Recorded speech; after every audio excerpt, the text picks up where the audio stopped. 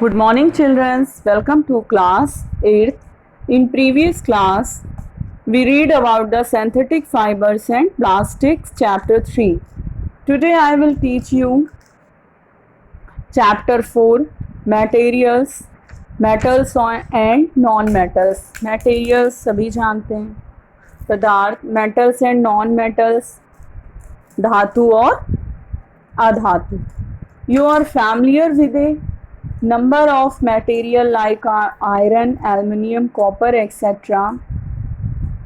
ये मटेरियल सभी जानते होंगे, आयरन, एल्युमिनियम, कॉपर को. Some materials have been given in table 4.1. ये सारे आपके मटेरियल टेबल 4.1 में दिए गए हैं. देखिए दिया है object material iron, coal, sulphur, aluminium, copper. Okay, तो can you name the materials which are metals. ऐसे मटेरियल्स का नाम बता सकते हैं जो धातु हों, मेटल हों. The rest of the materials in the table 4.1 are non metals. ऐसे मटेरियल्स जो टेबल 4.1 में हैं ये सारे नॉन मेटल्स हैं. Metals can be distinguished from non metals on the basis of their physical and chemical properties. Metals जो होते हैं वो नॉन मेटल से बिल्कुल अलग होते हैं अपने भौतिक और रासायनिक गुण की वजह से. Recall that lustre and hardness are a physical property. इसको हम कह सकते हैं इसकी जो चमक और जो हार्डनेस, कठोरता होती है वो इसके फिजिकल प्रॉपर्टीज़ होती हैं, यानी भौतिक गुण होते हैं. नेक्स्ट टॉपिक है physical properties of metals and non metals. Physical property क्या, अभी मैंने बताया, मेटल्स की और नॉन मेटल्स की. Have you ever seen a blacksmith beating an iron piece और an articles made up of iron like a spade, shovel and axe. आपने कभी देखा है कि लोहार एक आयरन पीस को या किसी भी आर्टिकल्स वस्तु को जो कि आयरन की बनी होती है, जैसे फावड़ा, बेलचा एंड कुल्हाड़ी को पीटते हुए, do you find it change in the shape of these articles on beating. और पीटने पर क्या होता है, इन वस्तुओं का शेप क्या हो जाता है, चेंज हो जाता है. तो would you expect a similar change if we try to beat a piece of कोल.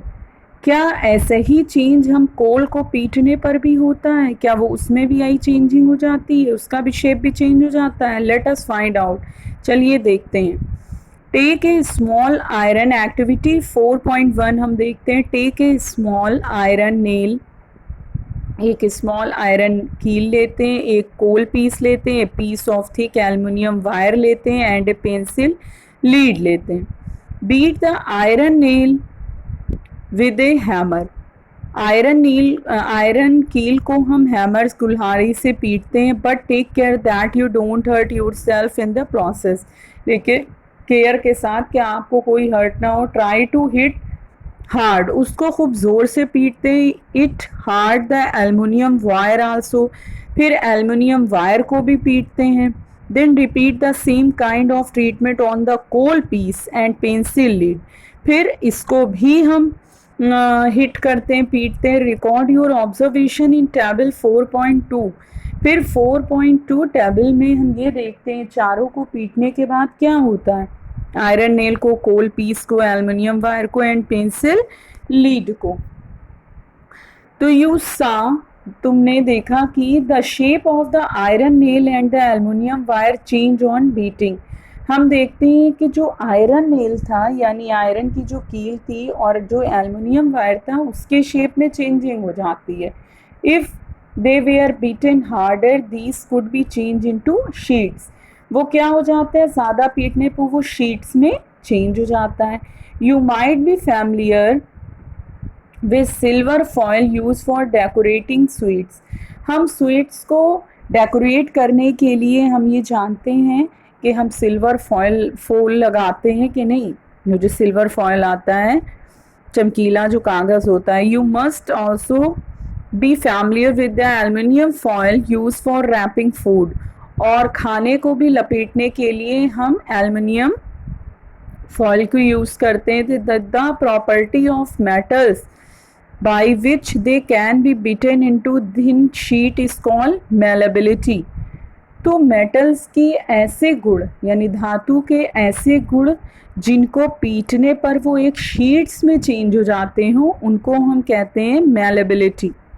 ठीक है, उस प्रोसेस को हम कहेंगे malleability। This is a characteristic property of metal. As you must have noticed, material like coal and pencil lead do not show this property. Can we call these metals?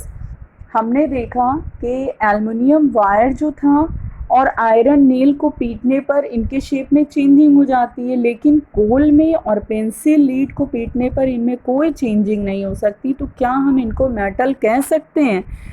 Can you hold a hot metallic pan which is without a plastic or a wooden handle and not get hurt? अगर हम एक metallic pan को पकड़ते हैं बिना plastic और wooden handle के तो क्या हमको गेट हर्ट नहीं होगा? परहैप्स नॉट, नहीं। वाई, क्यों? Try a list some other experience in which a wooden or plastic handle protects you from being hurt while handling hot things। क्योंकि हम जो हैंडलिंग मतलब जो वो लगाते हैं, हैंडल जो होता है वो ज़्यादातर आपका किस चीज़ का होता है? प्लास्टिक या वो वुडन का। On the basis of these experiences, what can you say about the conduction of heat by wood and plastic? इस एक्सपीरियंस से ये पता चलता है, हम ये कह सकते हैं कि हीट का चालन जो होता है वो वुड और प्लास्टिक के द्वारा ही होता है। हम ये कह सकते हैं इसीलिए हैंडल हमेशा लकड़ी का या प्लास्टिक का ही लगाया जाता है। You must have seen an electrician using his screwdriver. What kind of handle does it have? Why? Let us find out.